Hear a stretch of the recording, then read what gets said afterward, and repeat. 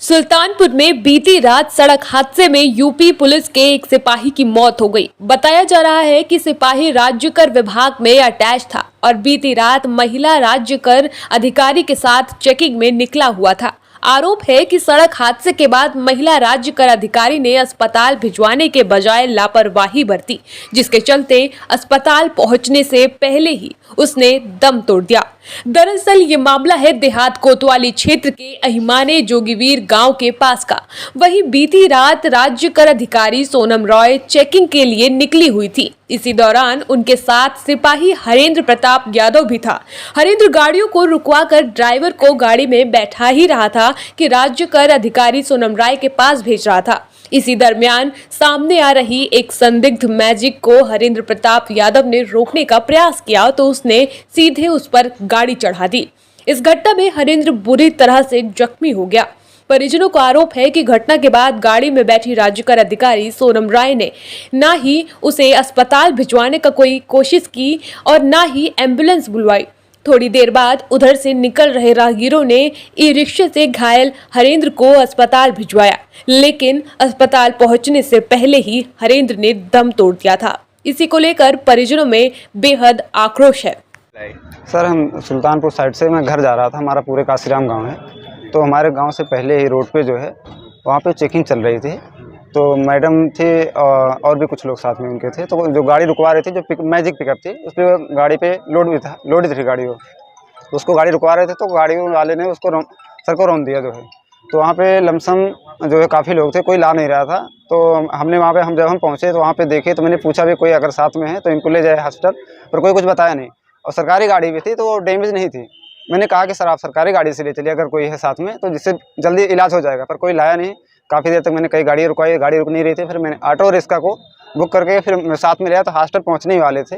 उसके 2-3 मिनट पहले जो है हॉस्पिटल पहुंचने से वो एक्सपायर हो गए रास्ते में, और कोई भी अधिकारी जो है साथ आया नहीं। जो अधिकारी के साथ ड्यूटी कर रहे थे वो नहीं लाए? कोई लाया नहीं, कोई बताया नहीं। हम हमारे साथ में हम इनके, तभी तो मैं लाया गाड़ी वहाँ पे छोड़ के, अपनी लवारिस गाड़ी छोड़ के तो यहाँ पे ले आया, उनको ला के भर्ती किया। एक्सीडेंट कितने बजे हुआ था? एक्सीडेंट हुआ था 8:20। और पहुँचे कितने बजे यहाँ? मैं यहाँ पे पहुँचा था 8:50 पे। मेरा नाम सत्येंद्र कुमार यादव है। मैं देवरिया का रहने वाला हूँ। मेरे बड़े भाई हरेंद्र प्रताप यादव यहीं सेल्टेक्स में सिपाही के पद पर थे सुल्तानपुर में, और रात में चेक इन के समय कोई उनको पिकअप द्वारा रौंद दिया गया। और वहीं पे सेल्टेक्स अधिकारी थी, खड़ी रही। वो न तो सोनम राय, न तो वो उनको कि आपने उससे सवारी द्वारा हॉस्पिटल पहुंचाई, ना ही किसी को सूचना दी।